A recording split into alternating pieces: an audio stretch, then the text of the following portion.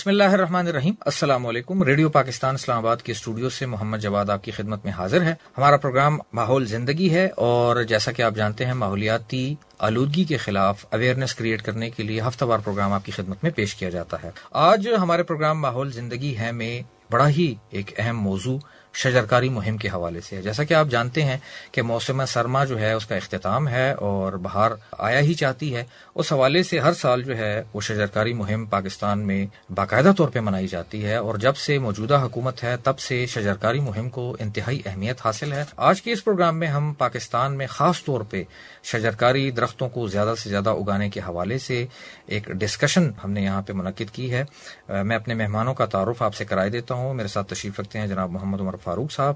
آپ ڈائریکٹر ہیں پاکستان زرعی تحقیق کونسل اسلام آباد میں. السلام علیکم سر, ویلکم کرتے ہیں آپ کو. Thank you sir. آپ کے ساتھ تشریف رکھتے ہیں جناب منیر احمد صاحب. آپ ایگزیکٹو ڈائریکٹر ہیں کلائمیٹ ایڈوکیسی چینج کے حوالے سے. آپ کو بھی ویلکم کرتے ہیں. بہت شکریہ جواد صاحب. آپ کے ساتھ تشریف رکھتی ہیں محترمہ روبیہ گل فراز صاحبہ. آپ ایک نجی اسکول میں ٹیچر ہیں اور بچوں کو اویئرنیس کریٹ کرتی ہیں شجرکاری کے حوالے سے. آپ کو ویلکم کرتے ہیں جی. تھینک یو سو مچ.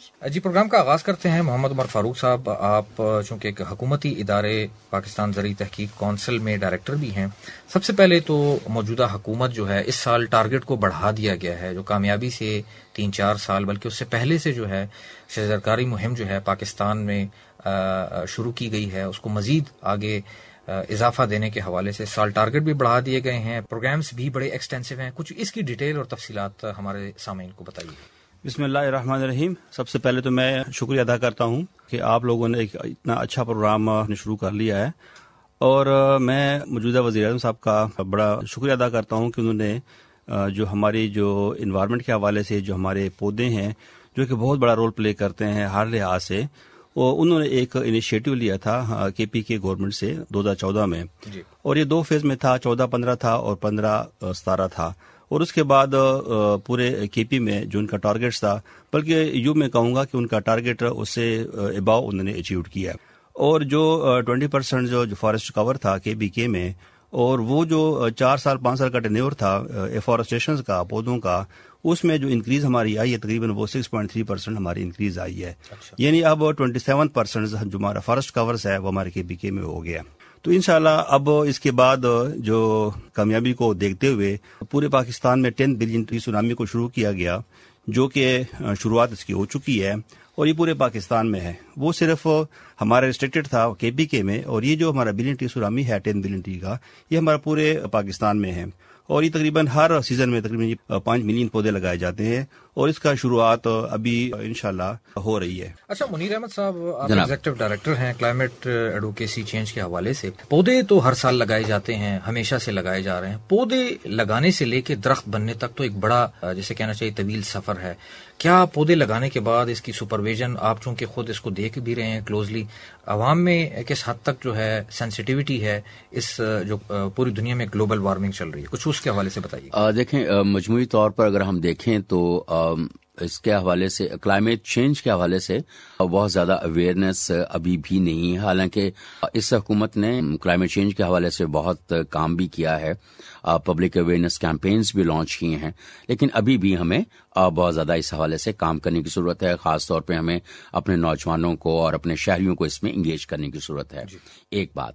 اور دوسری بات یہ ہے کہ جو 10 بلین ٹری سونامی, یعنی 10 بلین کا مطلب یہ ہوا کہ 10 ارب درخت لگانے کی جو مہم 3 سال پہلے شروع ہوئی تھی وہ بڑی کامیابی کے ساتھ جاری ہے اور ایک بڑا رول ماڈل بن گیا ہے یہ پروجیکٹ جو ہے. اور اسی پروجیکٹ کو اور باقی جو گرین انیشیٹوز ہیں وہ ہمارے جو دوست ملک سعودی عرب ہیں اور یو اے ای اور دوسرے جو عرب ممالک ہیں انہوں نے بھی اس کو اڈاپٹ کرنے کے حوالے سے پاکستان سے رابطہ کیا اور ہمارے ان کے ساتھ معاہدے طے ہو گئے ہیں. یہ ایک اس کی کامیابی کے حوالے سے میں بتا رہا تھا.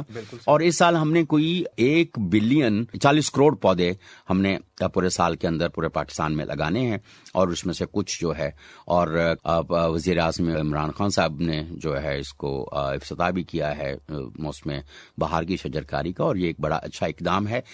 اچھا, ایک جو ابھی آپ نے بات کی نا شجرکاری کے حوالے سے, ہم پودے تو لگا دیتے ہیں لیکن اس کو پروان چڑھانے کے حوالے سے درخت بنانے کے لیے جو پروسیس ہے وہ ظاہر جیسے بھی آپ نے کہا کہ کافی لمبا ہے، لیکن ہمارے ہاں پوسٹ ٹری پلانٹیشن کیئر جو ہے، شجر پودا لگانے کے بعد اس کی حفاظت اور اس کو پروان چڑھانے کا عمل جو ہے، وہ اس کے بارے میں ہم کافی پیچھے رہے ہیں. لیکن ابھی جو صورتحال ہے کہ 10 بلین ٹری سونامی کی جو ٹری پلانٹیشن ہے، اس کے حوالے سے کہ اب یہ ان اداروں کے ساتھ مل کے لگائے جاتے ہیں، کسی کی ریسپانسبلٹی میں دیا جاتا ہے اور اس کی مانیٹرنگ کو چیک کیا جاتا ہے. صحیح.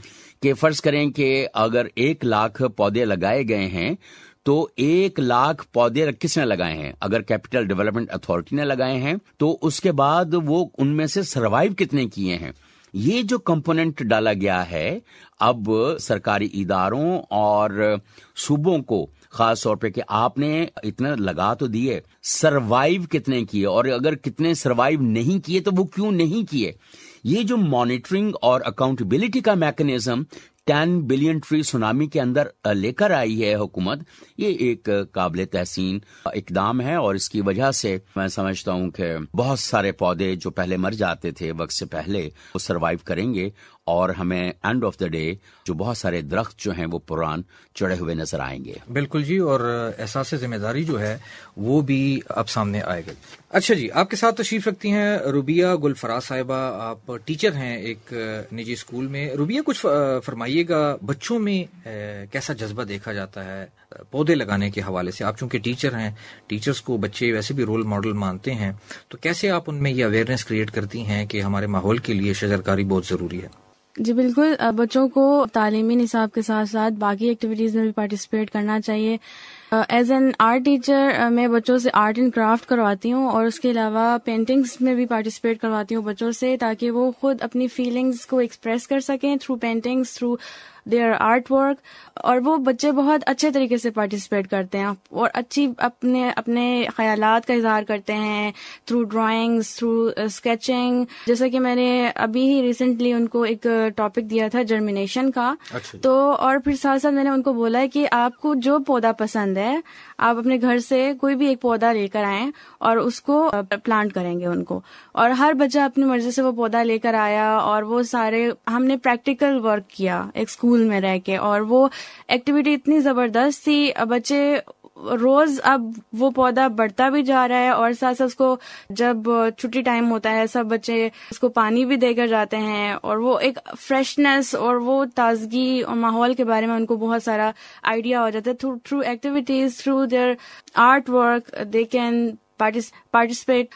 بہت انجوائے کرتے ہیں بچے، اور بلکہ ہمیں آگاہ کرنا چاہیے بچوں کو اس چیز کے بارے میں، کیونکہ ہمارا ماحول جو ہے ہمارے لیے بہت امپورٹنٹ ہے. ہم اس ماحول میں ہی رہ کے کوئی بھی ایکٹیویٹی، کوئی بھی ہم باہر جاتے ہیں، گھومنے جاتے ہیں، ہم گھومنے کیوں جاتے ہیں؟ سیر و تفریح کرنے کے لیے کیوں جاتے ہیں؟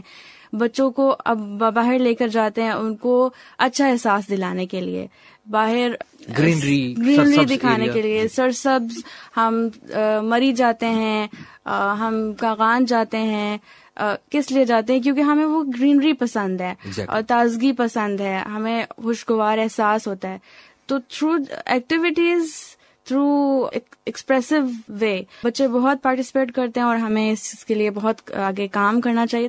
اچھا، عمر فاروق صاحب، آپ چونکہ حکومتی ادارے پاکستان زرعی تحقیقاتی کونسل سے آپ کا تعلق ہے، وہاں پہ آپ ڈائریکٹر ہیں، جو آپ نے خیبر پختونخوا کے حوالے سے جو ایک ماڈل پروجیکٹ تھا، اس میں عمومی طور پہ کچھ تنقید یہ بھی آتی تھی کہ چونکہ جو علاقے ہیں ناران وغیرہ، وہاں پہ تو آلریڈی جنگلات تھے، تو اس میں اس کو کاؤنٹ کیا گیا ہے. حقیقت کیا ہے اور ٹارگٹ کس حد تک اچیو ہوا ہے؟ آگے کی کیا صورتحال ہے خیبر پختونخوا میں اور پورے پاکستان میں؟ کچھ اس حوالے سے ہمیں بتائیے.